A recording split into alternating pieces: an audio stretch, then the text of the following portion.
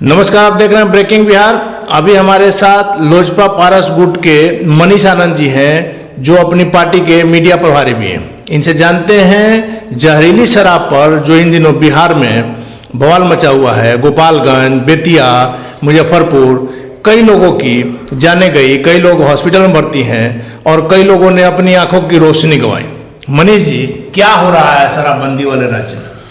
देखिए, ये जो मृत्यु हुई है ये बहुत ही दुखद घटना है। इससे हम लोग सभी आहत हैं। माननीय मुख्यमंत्री जी ने इस पर कड़ी कार्रवाई के निर्देश जारी कर दिए हैं। कोई भी आदमी हो, कोई भी गुनाहगार हो, बख्शा नहीं जाएगा। ये तो देखिए, अब क्या लग रहा है कि अब तकिया कलाम जैसा लग रहा है कि आप गुनाह करके बच नहीं सकते हैं। आपको मनीष जी मानना होगा कि बिहार में शराबबंदी बहुत हद तक फेल हो गई है, क्योंकि कई लोगों का ये दावा है कि आप होम डिलीवरी के लिए कहिए, आप हमको आश्वस्त कीजिए कि हमको पुलिस नहीं पकड़ेगी, आपको हम मंगा के दिखा देते हैं। देखिए, होम डिलीवरी का अगर होम डिलीवरी हो रही होती तो इतनी जाने नहीं गई होती। शराब ये तो जहरीली शराब से मतलब ये जहरीली शराब, जैसा मैंने सुना था, देसी शराब, ये लोकल बनाया गया है। ये कहीं बाहर से इंपोर्ट होके नहीं आ रहा है। ये यहाँ जो नशेड़ी तत्व हैं, वो कच्चा, जिनको जानकारी नहीं है शराब कैसे बनती है, वो सिर्फ शराब का मजा लेने के लिए जो जैसा तैसा स्पिरिट यूज करते हैं, ये उससे मौत हुई है। ये मनीष जी, एक बात आपको मानना होगा कि कहीं भी जहरीली शराब हो या अंग्रेजी शराब, देसी हो या विदेशी शराब हो, उससे मतलब नहीं है। अगर कहीं गांव में बन रहा है, कहीं कोई गाड़ी आ रही है, तो उस जगह के थानेदार को, चौकीदार को पता नहीं चले, पुलिस को जानकारी नहीं हो, ये मानने वाली बात नहीं। देखिए, इन दिनों अगर आप नेशनल न्यूज में भी अगर आप देख रहे होंगे तो बहुत ज्यादा खुफिया विभाग ने रेड अलर्ट जारी किया था आतंकवादी घटना के। जो बिहार और यूपी सबसे सुगम रास्ता है नेपाल के माध्यम से आतंकवादियों के प्रवेश करने का। सही बात। तो पुलिस तंत्र उसको रोकने में पूरी तरह से जुटी हुई थी। चूंकि छठ था, दशहरा था, पब्लिक सड़क पर रहती है, कोई अप्रिय घटना ना हो जाए, कोई बड़ी घटना ना हो जाए, कोई आतंकवादी घटना ना हो जाए, पुलिस इसके लिए सदैव तत्पर थी और हम लोग इसमें सफल हुए हैं। एक चीज आप नहीं मानेंगे कि पुलिस की मिलीभगत इसमें आ रही है, चाहे देसी शराब हो या विदेशी? अगर साबित होता है तो उस पर कार्रवाई करेंगे। मुख्यमंत्री जी इस पर जीरो टॉलरेंस है। लेकिन कितने अफसरों पर, बड़े अफसरों पर आपने कार्रवाई की? शुरुआत के दौरों में बहुत सारे थाने इंचार्ज हुए, सस्पेंड हुए हैं, लाइन हाजिर हुए हैं। मनीष जी, वही बात हम कह रहे हैं कि 2016 से जो आपने ये शराबबंदी शुरू किया है, आज आप 21 में हैं, इस दरमियान करोड़ों की, अरबों की शराब पकड़ाई है, लेकिन छोटे छोटे अफसरों पर कार्रवाई हुई है, बड़े आदमी पर एक भी कार्रवाई हुई तो बताइए। शराब पकड़ाई है ना, शराब मानना होगा 1 करोड़ का, 2 करोड़ का जब गाड़ी में शराब पकड़ा रहा है तो कोई छोटे आदमी तो नहीं ला रहे होंगे। बिल्कुल नहीं ला रहे हैं, लेकिन वो सामान पकड़ लिया जा रहा है और इसके लिए पुलिस सदैव तत्पर है। हम लोग का प्रयास है, प्रशासन का प्रयास है, शराबबंदी पूर्ण तरह से सफल हो। लूप होल कहीं कहीं हो जा रहा है, उस पर काम जारी है। इसमें ये चीज आप मानेंगे ना कि इसमें बड़े बड़े माफिया हैं? माफिया हो सकते हैं, क्योंकि इतने बड़े स्तर पर साधारण आदमी की औकात नहीं है। देखिए, साधारण आदमी हो चाहे बड़ा माफिया हो, कोई बख्शा नहीं जाएगा। देखिए, सरकार इस पे काम कर रही है, सरकार इस पे पूरी तरह से सक्रिय है। और इन दिनों जो पहले जिस मात्रा में शराब पकड़ी जाती थी, अब उसमें कमी आई है। शराब का, अवैध शराब आना बंद हुआ है। बॉर्डर पे पुलिस टाइट सिक्योरिटी की हुई है। लेकिन आप पटना में पकड़ा रहा है शराब, मुजफ्फरपुर में पकड़ा रहा है, तो ये कहीं से ना कहीं से तो लीकेज है, तब तो पटना तक आ रहा है। मैं तो बोल रहा हूँ, हर जगह लूप होल थोड़ा सा है, उसको हम लोग देख रहे हैं। सरकार कार्रवाई कर रही है। इतनी जाने के बाद आप जाग रहे हैं? देखिए, जाने जो गई हैं, वो मैंने पहले भी कहा, ये बहुत दुखद है।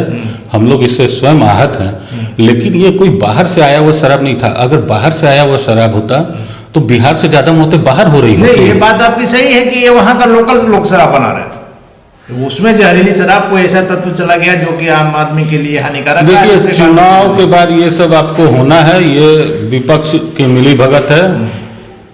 मेरा सीधा आरोप विपक्ष पे, विपक्ष सरकार को बदनाम करने के लिए विपक्ष ही करा रहा है। बिल्कुल करा रहा है विपक्ष। कल जो है आप ही के पुराने पार्टी के लोजपा जो 2 गुट हो गई है, पहले जो लोजपा 1 गुट थी, उसमें चिराग पासवान जी जो हैं, कल गोपालगंज, बेतिया और मुजफ्फरपुर सभी शराब पीड़ितों से, जो शराब से पीकर मर गए हैं, उनके परिजनों से मिलने के लिए गए थे। इस पर आप क्या कहें?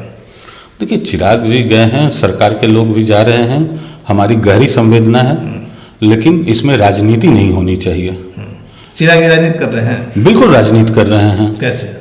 वो आप देखिए, उन लोग मुआवजा मांग रहे हैं, आप एक तरह से अपराध को प्रश्रय दे रहे हैं। कल के डेट में सभी शराब पी के मरेंगे, आप सबके लिए कहिएगा कि आप 25 लाख रुपया उनका का नाम है कि जो व्यक्ति मरे हैं उनके घर में कोई कमाने वाला नहीं है और उनका परिवार रोड पर आ गया। और एक बात और उन्होंने कहा है कि कल जब हमने गोपालगंज में देखा है कि जो व्यक्ति शराब पीकर मर गया, जहरीली शराब पीकर मर गया, उसके घर को प्रशासन ने सील कर दिया और उसका सारा परिवार इस ठंडी में जो है बाहर में घर। देखिए, शराब का कानून जो था उसी के अकॉर्डिंग काम किया गया है। अगर इसी तरह से होता रहा, कोई भी अपराधी, अगर कोई अपराधी मान लिया शराब का नहीं, कोई बड़ा अपराधी अपराध करता है और उसके परिवार में कोई कमाने वाला नहीं है, वो इनकाउंटर में मारा गया, तो सरकार उसको सरकारी नौकरी और मुआवजा देगी। आप ऐसे लोगों को प्रश्रय दे रहे हैं कि आप शराब पीजिए, आप मरेंगे तो आपको सरकारी नौकरी और मुआवजा मिलेगा। चलिए, ये बात आपकी मान ली जाए। कल जिस तरह से पूर्णिया में हत्या हुई है, थाना से महज कुछ 100 मीटर की दूरी पर, इसको भी आप विपक्ष की साजिश कहेंगे? विपक्ष की साजिश नहीं, उसके बारे में मुझे पूरी जानकारी नहीं है, लेकिन मैं इतना जरूर कहूंगा कि जंगल राज दोबारा नहीं आएगा। सरकार का कड़ा रवैया है, कोई भी अपराधी बख्शा नहीं मनीष जी, आपको मानना होगा कि सरेआम थाना से महज कुछ कदम की दूरी पर बाजार में, बीच बाजार में शाम के समय में सरेआम किसी व्यक्ति को गोली मार दी जाती है, तो इसको आप क्या कहें? मैं तो बता रहा हूँ, ये बहुत दुखद घटना है, ऐसा नहीं होना चाहिए। लेकिन बराबर हो रही है? नहीं, बराबर नहीं हो रही है। कहीं कहीं देखिए, आपराधिक आप हर एक आदमी को 1-to-1 प्रोटेक्शन नहीं दे सकते हैं। नहीं, देखिए, नहीं आप दे सकते हैं, लेकिन जब प्रशासन का खौफ क्रिमिनल में रहेगा तो क्राइम घटेगा। मैं शुरू से कहते आया हूं कि जब तक समाज है तब तक क्राइम रहेगा, लेकिन अगर प्रशासन चुस्त दुरुस्त है तो क्राइम में कमी आएगी। बिल्कुल प्रशासन चुस्त दुरुस्त है। आज आप बताइए, जो 2005 के पहले आप मसौढ़ी के रास्ते से आप जहानाबाद होते हुए गया जाते थे, उस समय आप रात को निकलने का सोचते नहीं थे। आपकी बातें सही है, लेकिन कब तक आप लोग उस 15 साल का राग लेते रहेंगे? आप खुद 16वां साल में हैं। हम लोग 16वां साल में हैं, हमने बहुत ज्यादा नियंत्रण किया है, लेकिन छिटपुट घटना कहीं कहीं होते रहती है। 100% क्राइम फ्री नहीं हो सकता है कोई भी प्रदेश, क्योंकि 1-to-1 पुलिस सिक्योरिटी नहीं दे सकती है। हमारे पास उतना फोर्स भी नहीं है कि हम 1-to-1 दें, और ये घटना हर प्रदेश में होती है। मुख्यमंत्री जी ने जो बुलाया है 16 तारीख को बैठक, उसमें आपको क्या लगता है क्या होगा?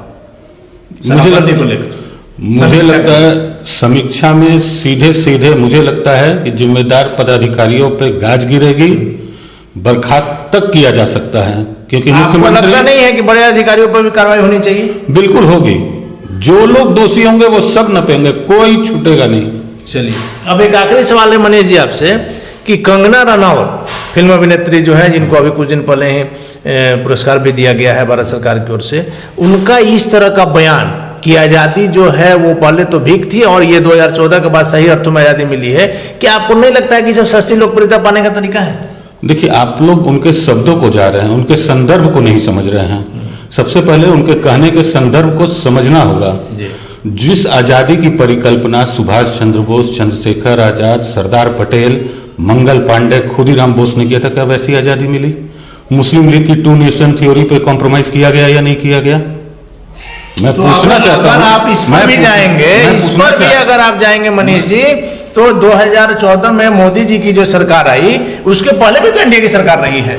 एनडीए की सरकार, देखिए 2014 के बाद लाल फीताशाही से आपको मुक्ति मिल गई, आजादी मिल गई, भ्रष्टाचार से आपको आजादी मिल गई।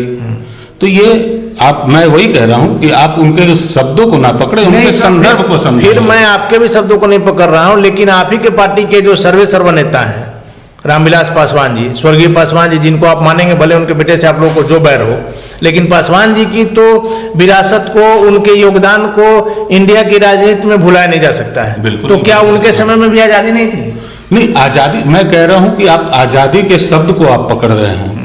अगर ऐसी बात है तो जब टुकड़े टुकड़े गैंग आजादी आजादी का नारा लगा रहे थे, तो राहुल गांधी वहां क्यों गए थे? क्या उस समय देश आजाद नहीं था? नहीं, हम उस पर नहीं जा रहे थे, हम सिर्फ ये कह रहे हैं कंगना रनौत का जो बयान है, आप इसको किस संदर्भ में लेते हैं? मैं कंगना रनावत जी के बात को कह रहा हूं कि आप शब्दों को नहीं, संदर्भ को समझिए। कांग्रेस की स्थापना किसने की थी? एओ ह्यूम ने की थी। वो कौन थे? 14 वोट पाने वाला बेदखल कर दिया गया, 1 वोट पाने वाला प्रधानमंत्री बन गया। ये कैसी आजादी थी? ये तुष्टीकरण की आजादी थी, जिस आजादी का सपना बाल गंगाधर तिलक, सुभाष चंद्र बोस, बड़े बड़े आजादी। नहीं, आपकी बात अपने जगह सही होगी, हम उस पर नहीं इनकार कर रहे हैं, लेकिन ये पुरस्कार मिलने के बाद ही इस तरह का बयान कंगना रनौत का क्यों है, इस पर मेन चर्चा है। देखिए, ये इसका जवाब कंगना जी देंगी, और जहां तक मुझे पता है उन्होंने फिर भी कहा है कि अगर मेरी बात गलत होगी तो मैं पुरस्कार लौटा दूंगी। उन्होंने इस दावे कहा कि अगर मुझे कोई गलत साबित करे तो बिल्कुल बिल्कुल। तो मैं वही कहना चाह रहा हूं कि आप उनके कहने के भावार्थ को समझे, शब्दों को नहीं पकड़े। अच्छा, चलिए ठीक है, धन्यवाद आपका। तो ये थे हमारे साथ लोजपा पारस गुट के मनीष आनंद जी। आपने स्पष्ट शब्दों में सुना कंगना रनौत से लेकर शराबबंदी, जहरीली शराब को लेकर मनीष जी का जो बयान है, और इनका साफ का नाम है कि जहरीली शराब कांड में कोई भी व्यक्ति नहीं बचेंगे, चाहे वो छोटे अधिकारी हो या बड़े अधिकारी हो। मुख्यमंत्री की जो समीक्षा बैठक होने वाली है उसमें सभी दोषियों पर निश्चित रूप से कार्रवाई होगी। आप देख रहे हैं ब्रेकिंग बिहार, खबरों का सिलसिला जारी है, आप बने रहे ब्रेकिंग बिहार से।